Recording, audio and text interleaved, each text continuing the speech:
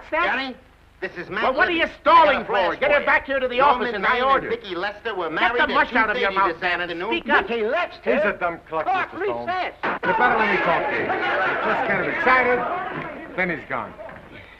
Hello, Mo. This is Max. What's on your mind?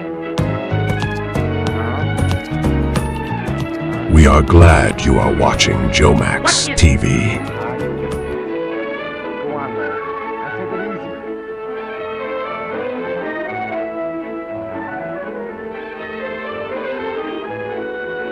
Look, Mo, hold the wire, will you? I'll take it up with Mr. Stone. Well? He wants to know where he can get a doctor. This girl is sick. Who's sick? This girl, Hazel Flagg. It's a lie. Listen, boys. Ask him what she's sick with. He told me. He said it's something like VTs. Only the dope can't pronounce it. Where's the nurse then? Give me a horse, a great big horse, a great big buckaroo, and let Mo, me wahoo, this is Max. wahoo. Your brother, Max. He's getting rattled. Now, don't fly off the handle, Mo. All I want to know is the noise there. No, not a noise. Noise, like a tootsie. That's... Give me that phone. Give me that phone, I tell you. Here's the noise. Mr. Rafferty, Oliver Stone. Pneumonia? It's a lie, I tell you. Temperature of 106? Dying? Go back and take her temperature again. I don't trust that girl until I get a doctor. No, not Dr. Downer. Tell Mo to throw that Vermont quack out of the room the minute he shows his face. Get me, Mo. Just as well break the Pneumonia. ice now as later. It's the finger of God, if it's true. Listen, Mo. Don't let anybody leave that room until I get there. Dead or alive, nobody leaves that room. Get me? It's like a pardon from the gallows. But I'm trusting nobody this time. I'm taking no chances. Hello. Hello. Get me Dr. Emil Egelhofer of Vienna. Here, I think I can find Wherever he Nope, is. it's a learning Well, try all the hotels. Listen, Here it Oliver. I'm going Nice over work. there. And if you try to half the time stop those me, things are so just help me, I'll get you if it takes all my life. Nobody is going to stop you now. If that little girl is sick, your place is by her side. Yes, Dr. Emil Egelhofer of Vienna. Well, try the medical center. Try Schultz's beer garden. Here. Yes, dear? I'll need a washcloth, please. Take the mare away from me. How you fix the cigarette? You know I never smoke Cut underwater. out the shenanigans, will you? We haven't got any time to lose. Why, I'm on fire. Now, shut up for a minute. What do I do to Listen make this thing work? Egelhofer's Well, going to be I'd here at in the 10 top or and 15 pray minutes. for rain. Egelhofer. Dr. Emil Egelhofer of Vienna. I can't reach it. I can't get my hands I up. knew you were faking. The minute Lie I... there with your arms down, you'll never get Wait, your you know, I back. put the thermometer Unless under you're the hot water contortionist. and threw a fit. Yeah, well, I'm not a contortionist, and don't throw that up to me now. You knew it when you Let's married. not go into that now. Oh, Close this Egelhofer, door, you'll expose me again to this for us. Now, keep your head and listen to me. You hate me. Now, shut up. Where's the hot water? It's in there. As if I didn't know. Three, I've got three. You'll never forgive me for what I've done to you. Oh, Wally, I want to die. Honest, Norman, here, It's been a lot of fun playing me for the world's prize chump. Where's the other Go out thermometer? and stop them and ask for Wallace help. Cook, king of the boots. The only genuine horse's neck on the market. Again. I didn't mean it really. Now, shut up and listen to the greatest sucker in Christendom and listen hard. Egelhofer is coming. To this guy? He's got a wagon full of signs with him. Howdy, partner. Howdy. Son, I give up. Yeah, how'd you guess it? Get out of bed. Can you get us some help? Let them Well, arrest I me reckon and not. put me in You know, it's a prison. long way to You town. hate We're me pretty so busy much, down I'm the behind Well, I gotta get out of here. Listen, I've got my to take dying wife with swan, me. this is no time to stop faking. No. You're going to have pneumonia and you're going to have it good. Well, you want me to stand in front of a window and catch cold? No, that would take too long. Shoot. Well, you're sure up against it. You've got to raise Sorry, your I pulse can't to do anything for 160 you. feet. Wait, listen, I'll be You've frank got to have with your gasping, I'm panting, and Norman covered Maine. with a cold sweat inside of 5 minutes. Norman Maine. Well, my name is Judd Baker. Fight. Glad to Fight. meet you. Come on. Come on, Delilah. Up with your dukes. Dad, I'm sick of faking and lying. Take that ice pack off your head and fight. No, what's the use? Why fool them any longer? Because I love you. Because I'm going to marry you. And I don't want to spend my honeymoon hanging around sing-sing blowing kisses to you in the exercise yard. Come on, stop dogging it. You've got to be bathed in perspiration. Come on, get going, you little crook. Who's a crook? You and your fucking newspaper! I'm supposed to be The baby? Men Come on, keep moving, and they snake left friends. themselves sick when I Kill you. tried to get a decent mentor. Dragging at me like I ran like I was a prize pig with a blue ribbon Oh, on it. blue ribbon's on you, baby. Just a big yellow sign marked fake. I'm a fake, huh? swam across I'm the a fake. Pacific What are you and that phony Santa Claus Oliver Stone slobbering and drooling over me? That's for the heroines don't of like history. That's where you're at, Mary. Come on, keep moving, my little I'll fraud. never forgive you as long as I live. I won't. I just hate you. I just hate you.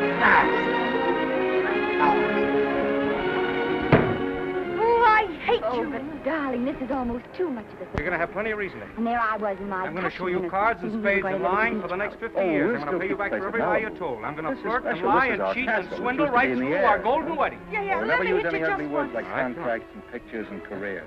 That's it. Come on. When we come in those Faster, days, faster. we Come check on. the studio out. Faster, faster. Come on, That's it. Keep never swinging. surprise. That's the girl. That's it. Come on. Come on. Well, that's fine. That's fine. Now listen to me and listen carefully. When you come to, I want you to remember what I'm saying. What do you mean, come to? I mean, when you regain consciousness, I want you to switch thermometers. Put the hot one in your mouth. You get me? Yeah. Let me suck you just once. So are Just you, once on the jaw, and I don't care what happens. The whole world, lovely. Oh, I just heard the elevator door. They're coming. Don't forget about the thermometer. Hey, hold it. All right. Say goodnight to Papa now. well, what are you gonna do? That's it. Caption. Their honeymoon never ends. All right, let's get some pictures. Now, if the bride will sit here and the groom stand behind her, we'll have something unique. Now let's go after something different. You sit down and she'll stand up. Pretty radical, isn't it? Yeah, but in a nice way. Okay, Otto, fire. Caption, their honeymoon begins anew. Ah, put up a nice producer. fight, Wally. Caption, their honeymoon ceases abruptly. Hello, Oliver, glad to see you. No, I'm glad you're back. So you saw the whole Vicky, how well thing? you're From looking. the Hello, beginning, Oliver. Mr. Cook. Am I You mean to say you Yes, stood there and let me thank you. beat up a defenseless woman? I That's did, enough of both of them. Mr. Cook. What Where's they're your asking sense of for is chivalry? exclusives My of Miss chivalry? Lester.